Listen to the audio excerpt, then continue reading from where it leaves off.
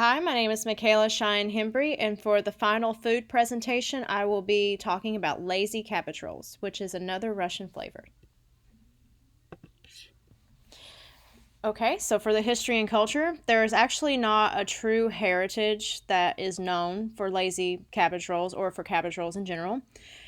They believe that it can date back to 2,000 years ago in Jewish culture, but it's not really known for sure. Cabbage rolls have made their way into many different cultures and ethnic groups such as Russia, Poland, Scandinavia, Turkey, Egypt, China, and America, among many others. It's kind of all over European culture and Asian culture and American culture and African culture, so there's not really a true place that it belongs. Cabbage rolls also became very popular in Scandinavian cuisine when the Sweden king Charles XII brought the recipe back to his homeland after fleeing to Moldavia in the Ottoman Empire in the early 18th century on a military mission. And since he brought the cabbage roll recipe back and made it so popular, today in Sweden, they celebrate the Day of the Cabbage Roll in late November to commemorate the anniversary of King Charles' death, serving the called I do not know how to say that Kaldemar delight with they use bull potatoes and lingonberry jam. So I think that would be probably a really interesting festival to go to, and I think I would like to see that in person. Stuffed cabbage rolls have a blend of sweet, savory flavors because of the beef and the different meats can be used in it. So pork, beef. Some of the cultures actually use seafood, chicken, turkey. They can be really modified throughout cultures.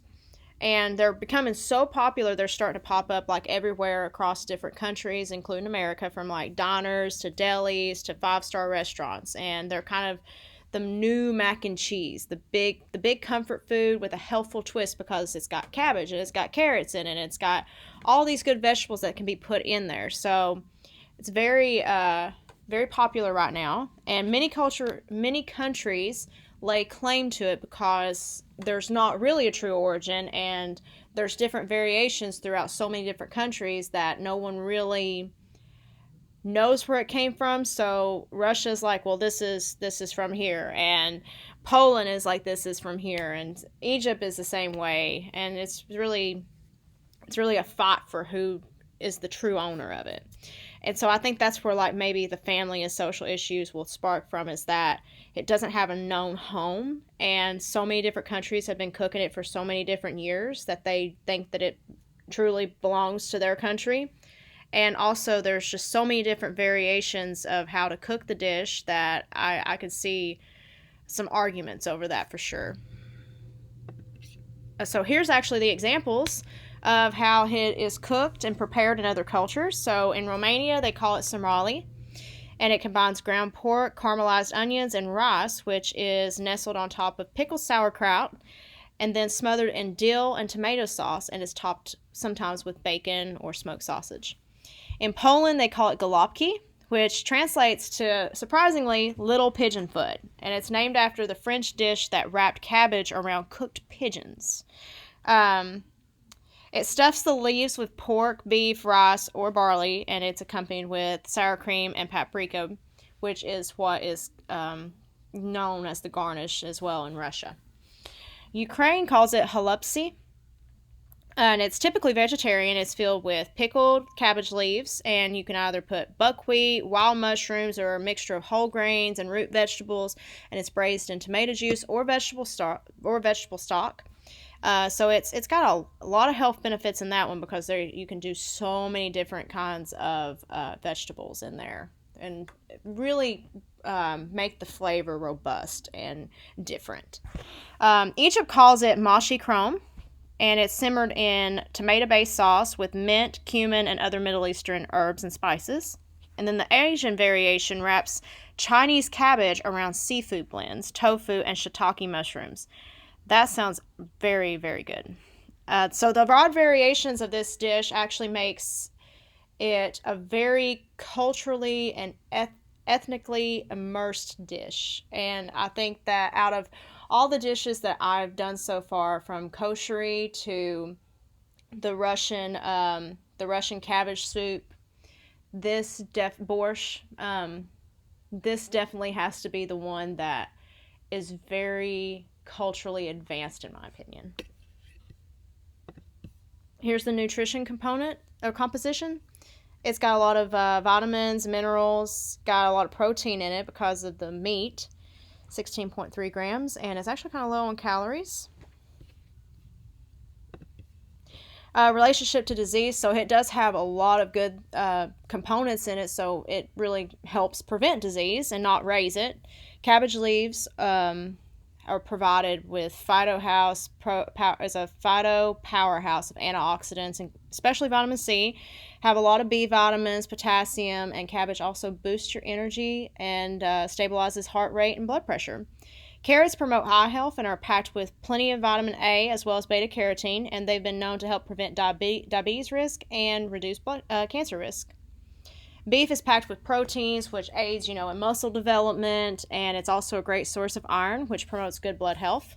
Rice is gluten-free and easy on the digestive system, so good gut health. And it also maintains an overall healthy weight, and it's a great source of fiber, and it can be good for lowering cholesterol levels and maintaining heart health. So overall, the dish is pretty healthy. It's got healthy ingredients, and if you go off of the Ukrainian dish that's got plenty of vegetables in it, you're going to be super healthy.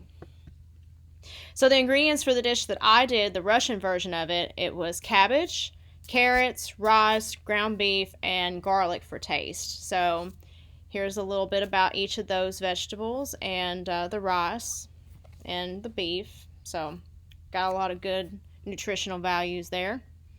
A lot of good healthy things. Agriculture. So ingredients of this dish are all simple, and it makes them, relatively available all year throughout grocery stores such as Walmart, Publix. Cabbage, its season is typically in the late fall to early spring. Carrots usually takes place between October and January, and rice consists of planting in the spring, cultivation in the summer, and harvesting in the fall. So they're all kind of a round the year thing. And as stated in my previous presentation on borscht, which used cabbage as well, if no pesticides are used, cabbage has no known effects of harming the air, water, or soil. And also, this I found was very interesting. So, U.S. beef production is the most sustainable production system in the world, a fact that that's been long understood by America's cattle producers, who between the 1960s and 2018 reduced the carbon footprint in the industry by 40% while producing 60% more beef.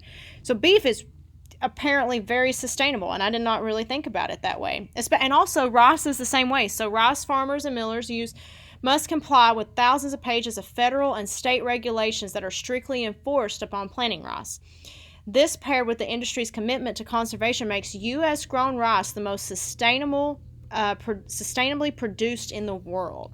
So, sustainability of this dish, pretty high. Did not know all this about beef and rice. Super sustainable. It was very interesting, and I did not know that fact, and it really helped broaden my perspective. Carrot production is relatively sustainable also, because if you don't use any pesticides, same thing with cabbage, no known abilities of it destroying anything in the environment may occur. It doesn't have significant damage to air, water, land, soil, forests, and also be sure to buy non-GMO and organic products. Preparation. So the way that I cook this dish, I follow my friend's recipe, which is come from her mother.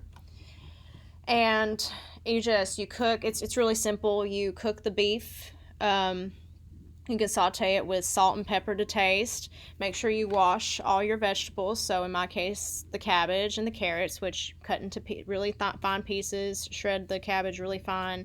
You can add those into a pan along with some chopped onion to be cooked. And also at the same time, you can use white or long grain rice. I used white rice. Long grain's probably a better option. I had it cooking during this time on the stove as well. Once all the ingredients are properly cooked, they can be then added together and rolled into a proper roll shape. Mine didn't really turn out to be in a roll shape, as you'll see in the next slide, or in the picture slide, but it still tasted great. Once the dish is cooked, my friend did tell me, she said, make sure you put some garlic in it, because they put garlic cloves in it at the end to enhance the flavoring of the dish, and then sour cream for garnishing. The tasting, the dish is absolutely wonderful. With the beef and everything, it makes you feel just warm and hearty and full, and it's just incredible. The garlic really did enhance the flavor. It kind of had it did wonders. The cabbage, I didn't really taste the cabbage and the carrots so much, because they are cooked down pretty well. The rice also gave it a really fulfilling flavor as well. And my friend, she was telling me, she's like, Russians have a unique relationship with sour cream. And I was like, okay. She's like, we put it on everything. So, you can put it on there. They say they use it to cool off the dish. And it also adds flavor. And I love sour cream. A baked potato is not a potato without sour cream. You can also add sprinkles of cheese. See, here's my picture. It didn't turn out very rolled up or anything, but it still tasted great. I need to perfect my rolling skills. So comparison. It's very nice having friends from other countries. You absolutely learn so much about the culture. I really enjoy that aspect. I think it's good to get to know people from other countries and to learn more about other cultures, because it makes your knowledge about the world around you broader. And she was telling me that when she came to America, she noticed that we kind of separate foods, and that Russians don't really do that. And I feel like I see what she's talking about, because I think that in America we do tend to separate. This is meat based, this is vegetable based, this is fruit based, this is grain based. Everything is kind of separated on your plate. And I have noticed with borscht and with the cabbage rolls that everything is just kind of put together in one dish, and that's your meal. It's all in one dish. So she was saying that she noticed that Americans split up stuff, and that Russians tend to, don't really care about the presentation as much, or the separation of food categories. It's more about, if it tastes good, then let's put the beef and all the vegetables, and let's just put them all into one plate, put some spices on it, and we're done. Top it off with sour cream. So I think that that's one thing that I did learn about the different cultures, and comparing the different cultures between Russia and America, is that one dish can be so different, as was saw on the previous one with as we saw the previous one with the history and the culture of this particular dish being so different throughout different cultures. And I think that is really an eye-opening experience. So, and here's my references. I hope you all enjoyed. I can't believe this is the last food presentation. It was an incredible class. I really learned a lot, I feel like, culturally. And thank you. I hope you enjoyed learning about lazy cabbage rolls, and I hope everyone gets to try them at some point. And thank you much.